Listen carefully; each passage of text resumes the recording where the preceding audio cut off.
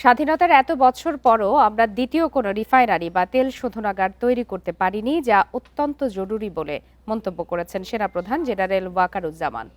বর্তমান বিশ্বে জ্বালানি নিরাপত্তার গুরুত্ব এখন অনেক বেশি বলেও মন্তব্য করেন তিনি। বৃহস্পতিবার দুপুরে মিরপুর সেনানিবাসে ন্যাশনাল ডিফেন্স কলেজ আয়োজিত ক্যাপস্টোন কোর্স 2026-এর সমাপনী অনুষ্ঠানে এমন মন্তব্য করেন তিনি। সংসদ সদস্য, সামরিক ও পুলিশ কর্মকর্তা, শিক্ষাবিদ, সরকারি ও বেসরকারি সংস্থার প্রতিনিধি সহ মোট ৪৫ জন ফেলো এই কোর্সে অংশগ্রহণ করেন। অংশগ্রহণকারী ফেলোরা জানান, কোর্সটি কৌশলগত সচেতনতা বৃদ্ধি, আন্তঃবিভাগীয় সহযোগিতা জোরদার এবং জাতীয় নিরাপত্তা ও উন্নয়ন বিষয়ক একটি অভিন্ন দৃষ্টিভঙ্গি গড়ে তুলতে ইতিবাচক ভূমিকা পালন করবে।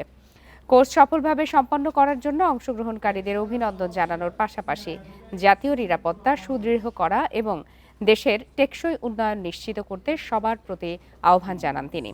এ সময় জ্বালানি সংকট নিয়ে সেনাপ্রধান বলেন, আমাদের দেশে একটি মাত্র রিফাইনারি আছে যা চাহিদার মাত্র 10 থেকে 15% মেটাতে পারে।